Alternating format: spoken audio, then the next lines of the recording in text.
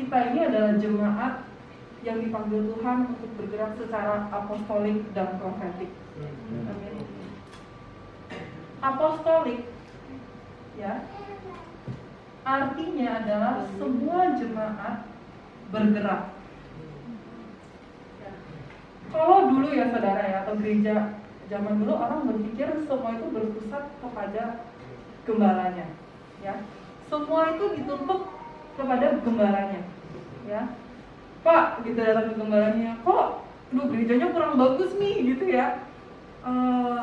Gereja anaknya kurang bagus nih, gitu ya. Terlalu serius, kurang fun. Terus datang lagi, Pak, kayaknya panggung gereja kita kurang tinggi deh, gitu ya. Pak, kayaknya ini kurang ini deh. Tapi saudara tahu nggak? Waktu kita bilang kita adalah jemaat apostolik, artinya semua jemaat di dalam gereja ini bergerak. Kita ini bukan saling menuntut, tapi kita mengisi kekosongan. Amin ya. Makanya saya benar-benar terberkati banget ya sama jemaat ini, terutama ya sama Om Ajul ya, yang selalu sediain teh gitu tanpa diminta. Ya, terus juga Om Anton ya, yang bantu parkirin, karena semua di sini merasa bahwa ini adalah rumah kita. Betul ya? This is our house. Kita kesini bukan membership, kita di sini bukan bertamu, tapi kita di sini sebagai pemilik rumah. Amin. Saya suka quote ini, saudara bukan hanya bagian dari NLAK, you're not only part of this church. Saudara bukan hanya bagian, tapi saudara tahu nggak, NLAK itu milik kita semua. Amin. Waktu kita melihat bahwa gereja ini milik kita, this is ours. Cara kita treat gereja itu beda. Ya, kalau kita yang punya rumah, pasti kita akan take ownership ya. Ini punya saya, gitu. Saya lihat ada yang kotor, pasti saya akan bersihin, karena ini rumah saya. Ya, saudara tahu nggak? This is our house, this is our home. Ini adalah rumah kita. Amin. Oleh sebab itu kita adalah gereja apostolik di mana semua jemaat bergerak. Saya dulu bilang gitu ya sama anak-anak rohani saya, one day cita-cita saya adalah semua anak-anak rohani saya bisa bergerak, ya. Mereka yang memimpin, mereka yang menggembalai, ya, mereka yang memuridkan orang-orang, mereka yang mempunyai dampak terhadap orang lain. And one day, suatu hari nanti, mereka akan menjadi orang-orang ujung panah gereja ini, ya. They will be the people that stand for this church, yang berdiri untuk gereja ini, ya, yang menjaga gereja ini. Amin. Ya. Nah, kita adalah gereja apostolik. Semua jemaat bergerak, semua jemaat mengambil bagian. Yang kedua, kita adalah gereja profetik. Kita adalah gereja yang sifatnya dinamis. Ya. Makanya saudara, sistem itu penting, tapi lebih penting dari sistem itu sendiri adalah orang-orangnya. Orang-orangnya yang berdiri untuk gereja ini dan hubungan kita satu sama yang lain. Makanya pemuritan itu penting ya. Kita adalah gereja profetik. Gereja, apa itu profetik? Kalau apostolik artinya semua jemaat yang bergerak. Kalau profetik artinya kita adalah gereja yang dipimpin oleh Roh Kudus. Oleh sebab itu sifatnya kita dinamis, ya. Kita buka Kisah Para Rasul 1. Pada suatu hari ketika ia makan bersama-sama dengan mereka, ia melarang mereka meninggalkan Yerusalem dan menyuruh mereka tinggal di situ, menantikan janji Bapa yang demikian. Katanya, telah kamu dengar daripadaku. Next. Sebab Yohanes membaptis dengan air, tetapi tidak lama lagi kamu akan dibaptis oleh Roh Kudus. Kita buka Kisah Para Rasul 2. Ketika tiba hari Pentakosta, semua orang percaya berkumpul di satu tempat. Tiba-tiba turunlah dari langit suatu bunyi seperti tiupan angin keras yang memenuhi seluruh rumah di mana mereka duduk. Mereka duduk dan tampaklah kepada mereka lidah-lidah seperti nyala api yang bertebaran dan hinggap pada mereka masing-masing. Maka penuhlah mereka dengan Roh Kudus, lalu mereka mulai berkata-kata dalam berbahasa-bahasa lain, seperti yang diberikan oleh Roh itu kepada mereka untuk mengatakannya. Waktu itu di Yerusalem, diam orang-orang Yahudi yang salah dari segala bangsa di bawah kolong langit. Ketika turun bunyi itu, berkerumunlah orang banyak. Mereka bingung karena mereka masing-masing mendengar rasul-rasul itu berkata-kata dalam bahasa mereka sendiri. Next. Mereka semua tercengang-cengang dan heran, lalu berkata, bukankah mereka semua yang berkata-kata itu orang Galilea? Next. Bagaimana mungkin kita masing-masing mendengar mereka berkata-kata dalam bahasa kita sendiri, yaitu bahasa yang kita pakai di negeri asal kita. Next. Kita orang Partia, Media, Elam, penduduk Mesopotamia, Yudea dan Kapadokia, Pontus dan Asia, Frigia dan Pamfilia, Mesir dan daerah-daerah Libya yang berdekatan dengan Kirene, pendatang-pendatang dari Roma. Baik orang Yahudi maupun penganut agama Yahudi, orang Kreta dan orang Arab, kita mendengar mereka berkata-kata dalam bahasa kita sendiri tentang perbuatan-perbuatan besar yang dilakukan Allah. Saudara lihat ya, mereka semuanya tercengang-cengang dan sangat termangu-mangu sambil berkata seorang kepada yang lain, apakah artinya ini? Next. Tetapi orang lain menyindir, mereka sedang mabuk oleh anggur manis. Jadi ini mereka lagi dipenuhi Roh Kudus, ya. Mereka ini dipenuhi Roh Kudus. Next. Maka bangkitlah Petrus berdiri dengan ke-11 rasul itu, dan dengan suara nyaring ia berkata kepada mereka, hai kamu orang Yahudi dan kamu semua yang tinggal di Yerusalem, ketahuilah dan camkanlah perkataanku ini. Orang-orang ini tidak mabuk seperti yang kamu sangka, karena hari baru pukul 9. Next. Tetapi itulah yang difirmankan Allah dengan perantara Nabi Yoel. Akan terjadi pada hari-hari terakhir, demikianlah firman Allah, bahwa aku akan mencurahkan rohku ke atas semua manusia, maka anak-anakmu laki-laki dan perempuan akan bernubuat, dan teruna-terunamu akan mendapat penglihatan, dan orang-orangmu yang tua akan mendapat mimpi. Oke, sampai sini ya. Saudara, kalau dilanjutin ya, seluruh kisah para rasul, mereka ini dipenuhi Roh Kudus, mereka kumpul di rumah jemaat, lalu setiap hari itu tanda-tanda mujizat menyertai mereka dan jemaatnya bertambah. Ya, saudara tahu gereja ini gereja mula-mula ya, gereja pertama ya, gereja pertama ya, saudara tahu nggak? Mereka gereja ini adalah gereja yang dipenuhi Roh Kudus, mereka dipenuhi. Kalau bahasa Inggrisnya ya dikatakan bahwa mereka ini mendapatkan power or dynamis, kuasa. Ya, mendapatkan kuasa. Seperti ada sebuah energi, ada kuasa yang datang ke atas mereka dan mengambil alih seluruh kehidupan mereka. Ya, take possession, diambil alih seluruh kehidupan mereka sehingga mereka mempunyai kemampuan dan kuasa untuk melakukan mujizat.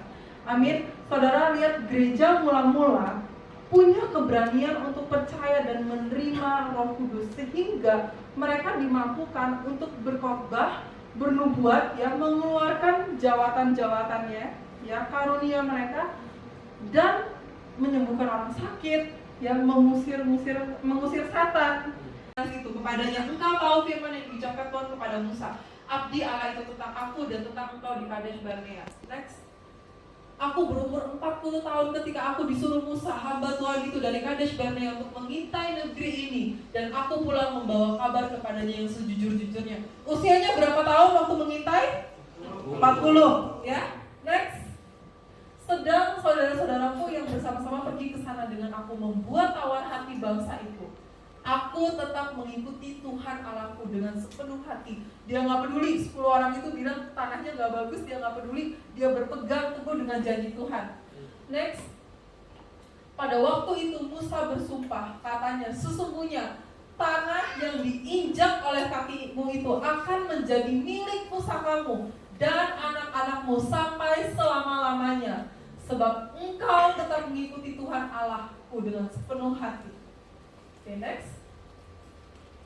Jadi sekarang, sesungguhnya, karena dia masih hidup ya, masih ada di bumi ini waktu itu, sesungguhnya Tuhan telah memelihara hidupku seperti yang dijanjikannya.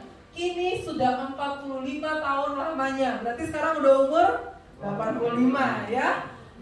Sejak diucapkan Tuhan firman itu kepada Musa, dan selama itu orang Israel mengembara di padang gurun. Jadi sekarang telah berumur 85 tahun aku hari ini. Ayat 11. Pada waktu itu pada waktu ini aku masih sama kuat seperti pada waktu aku disuruh Musa. Seperti kekuatanku pada waktu itu, demikianlah kekuatanku sekarang untuk berperang dan untuk keluar masuk. Amin. Luar biasa ya saudara. Itu Tuhan, itu gak ada pensiun ya. Lihat, walaupun semuanya melupakan janji Tuhan, dia berpegang teguh pada janji Tuhan. Saya masih sama kuatnya sama waktu saya 45 tahun yang lalu. Amin. Ya. Dan dia bilang sama Yosua, dia bermohon, kalau tidak ada yang mau mengambil tanah itu, berikan saya tanah itu. Saudara tahu nggak? Harusnya Kaleb itu tidak mendapatkan bagian, karena dibagi 12 suku kan. Tapi saudara tahu nggak? Karena dia berpegang teguh pada janji Tuhan, tanah itu, Kadesh Barnea, itu menjadi milik Kaleb dan keturunannya.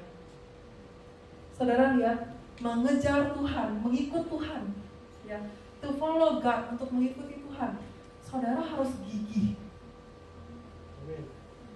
Kita ini ngikut Tuhan gitu ya. Tuhan udah janji, ya udah deh, gitu. Tuhan udah janji, saya dinubuatin orang ya, saya dinubuatin Pastor Michael gitu ya, saya dinubuatin. Ya udah, saya udah dapat nubuatannya, sekarang saya tinggal duduk aja, tunggu nubuatan itu terjadi. Saudara tahu nggak? Ikut Tuhan tuh nggak bisa seperti itu.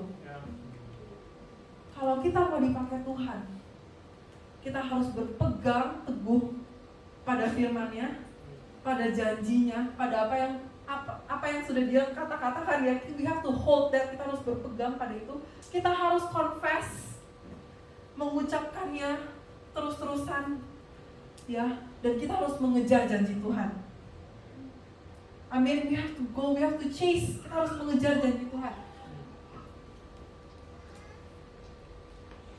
Di firman Tuhan ada satu cerita lagi, ya.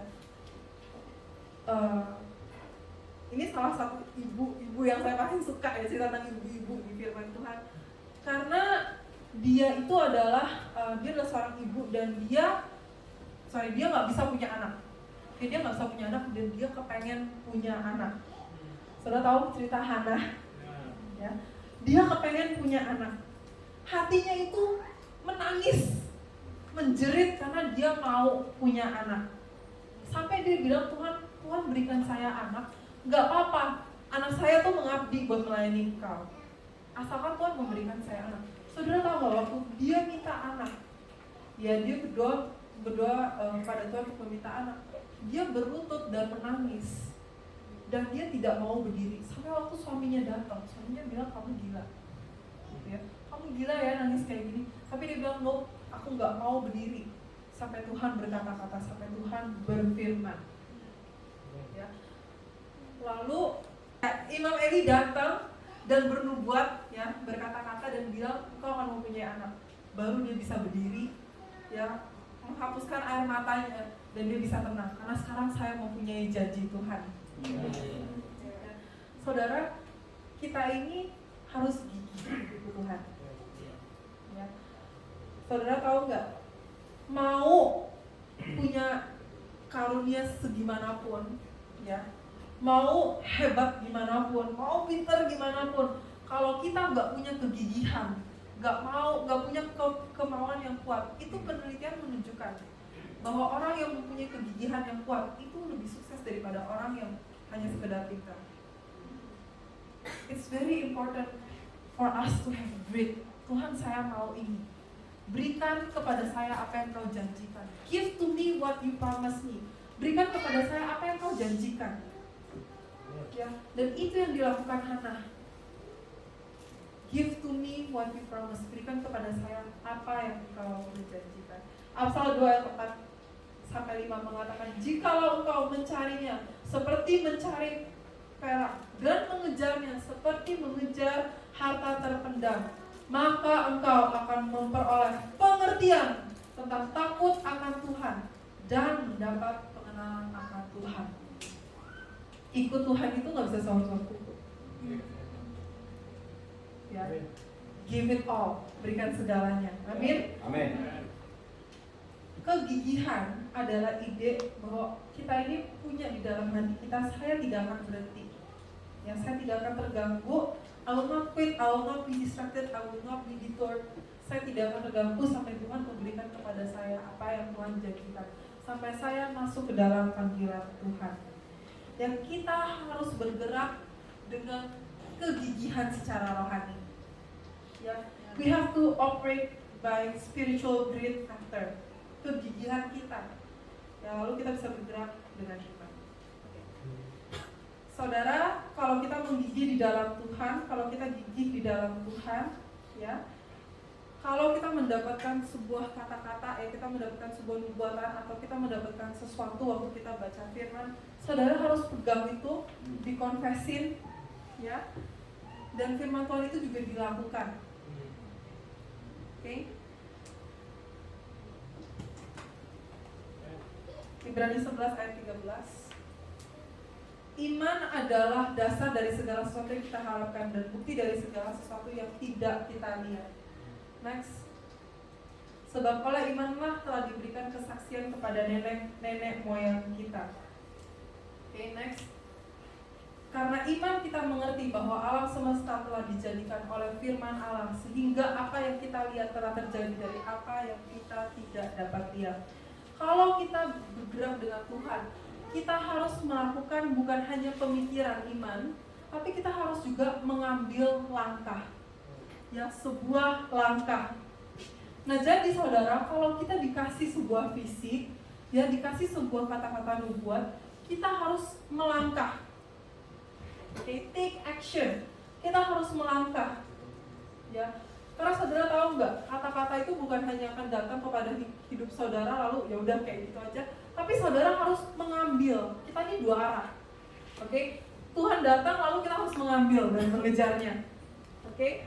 Ya. Nah, saudara harus ambil sampai kata-kata itu menjadi hidup di dalam hidup saudara, sampai nubuatan-nubuatan yang saudara dapat, sampai janji-janji Tuhan yang saudara baca di firman Tuhan itu menjadi hidup di hati saudara. Amin. Ya. Nah, Yohanes 15 ayat 7. Dikatakan dalam bahasa Inggrisnya ya. Saya suka bahasa Inggrisnya karena lebih tepat. Tapi nggak apa, di sini dimunculin bahasa Indonesianya aja. If you abide in me, kalau bahasa Indonesia juga kau tinggal di dalamku ya. If you abide in me and my word abide in you, dan aku tinggal di dalammu, mintalah apapun ya, and it will be done for you. Ask whatever it is. Yohanes 15. Ya, dan itu akan diberikan. Saudara tahu nggak, tinggal di dalam Tuhan. Ya, kalau bahasa Inggrisnya bilang abide. Abide itu artinya kita ini menjadi satu dengan firman Tuhan. Bukan hanya firman Tuhan ini panduan ya. Bukan hanya itu, tapi firman Tuhan itu menjadi satu dengan roh kita. Menjadi bagian dari kita dan kita menjadi bagian dari Dia. Artinya apa, saudara? Artinya waktu saya bergerak, saya tahu bahwa saya bergerak dengan Tuhan. Ya, saya tahu bahwa saya bergerak, waktu saya bergerak, apapun yang Dia katakan buat saya itu menjadi hidup, menjadi nyata. Karena saya itu adalah bagian dari Dia. Okay. So how do I carry His word? Jadi bagaimana kita bisa membawa firman-Nya? Saudara, nomor satu kita harus berdoa dan mengkonfes. Ya, waktu Dia mengatakan sesuatu buat kita harus berdoa dan mengkonfes sampai kata-katanya firman Tuhan itu menjadi bensin buat hidup kita sendiri. Ya, Yeremia 23 ayat 29. Are not my words like hammer and fire? Bukankah firmanku seperti palu dan api? Palu, saudara, firman itu seperti palu. Artinya apa? Mampu menghancurkan hati yang keras. Fire, seperti api yang membakarkan hati kita. Ya, firman Tuhan itu seperti palu dan api. Saudara, seperti berkuasanya firman Tuhan. Karena firman Tuhan itu adalah Tuhan itu sendiri. Ya.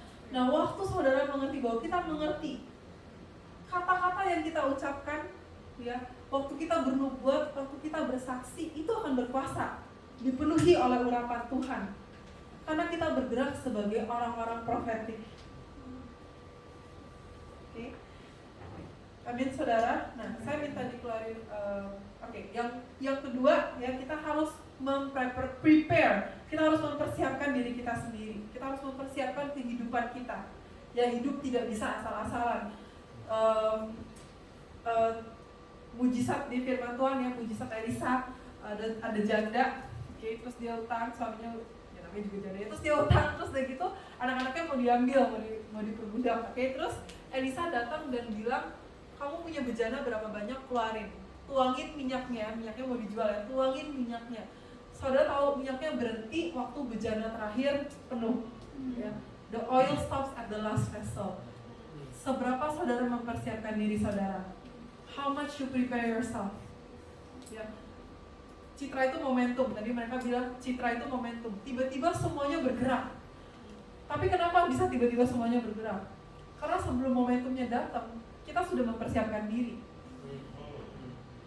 Sebelum momentumnya datang, kita memang baca Alkitab tiap hari.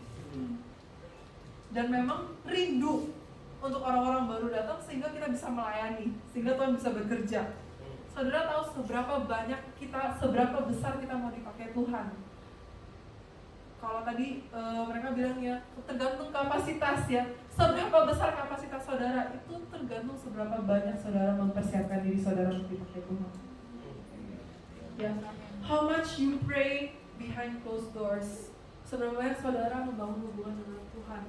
Seberapa banyak saudara benar-benar meminta sama Tuhan. That will determine, itu akan menentukan kapasitasmu. Ya. Lalu yang ketiga, menjaga kata-kata kita. Waktu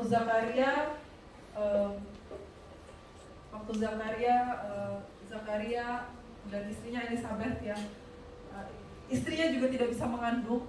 Lalu malaikat Tuhan turun, dia datang, lalu bilang ke istrinya bahwa kamu akan mengandung, Yohanes Pembaptis. Zakaria ketawa, ya, dia nggak percaya. Saudara ingat apa yang dilakukan? Ditutup mulutnya sama Tuhan, ya, ditutup mulutnya sampai anaknya lahir. Because what comes out of your mouth, karena apa yang keluar dari mulut kita itu ada kuasanya. Amin. Dan yang keluar dari mulut kita itu bisa menghentikan pekerjaan Tuhan, atau di sisi lain bisa mendorong pekerjaan Tuhan. Jadi ditutup sama Tuhan sampai dia benar-benar melihat kuasa Tuhan nyata, anaknya lahir, baru Tuhan bukakan lagi mulutnya. Ya, lalu waktu Tuhan bukakan mulutnya, apa yang keluar dari kata-katanya, dari mulutnya? Berkat buat anaknya. Amin. Dia berkata-kata berkat buat anaknya. Oke, saya akan tutup dengan ini. Saya minta gambar.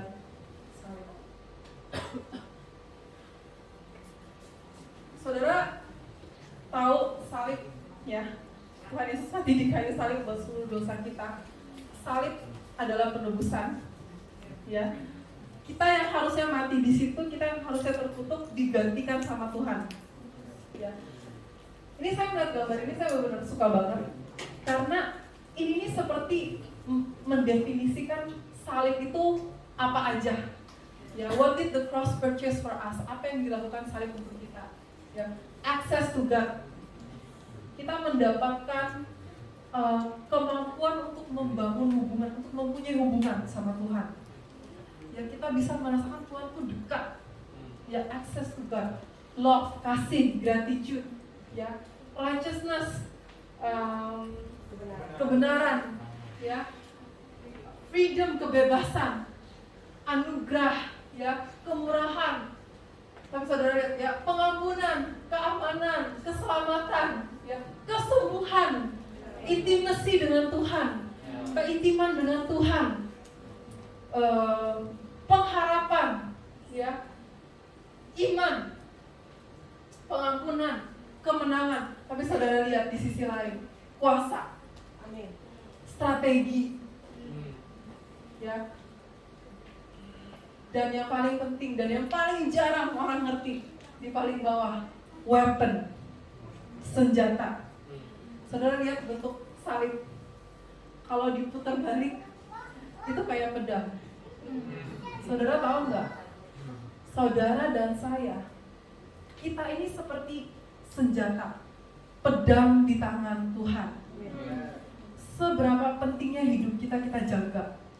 Seberapa pentingnya kita mengerti kuasa yang Tuhan telah berikan, otoritas yang Tuhan telah berikan buat kita di atas kayu salib.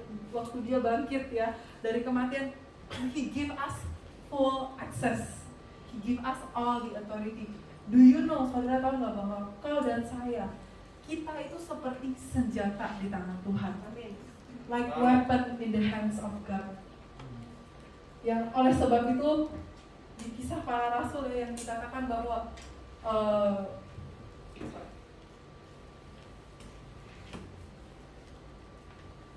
dikatakan bahwa anak-anakmu ya laki-laki dan perempuan akan bernubuat, ya orang-orang tua akan melihat mimpi, ya semuanya akan bergerak dan berkata-kata. Saudara tahu nggak? Saudara dan saya, you and I, we are like weapon in the hand of God. Tuhan tuh pegang kita ini seperti weapon.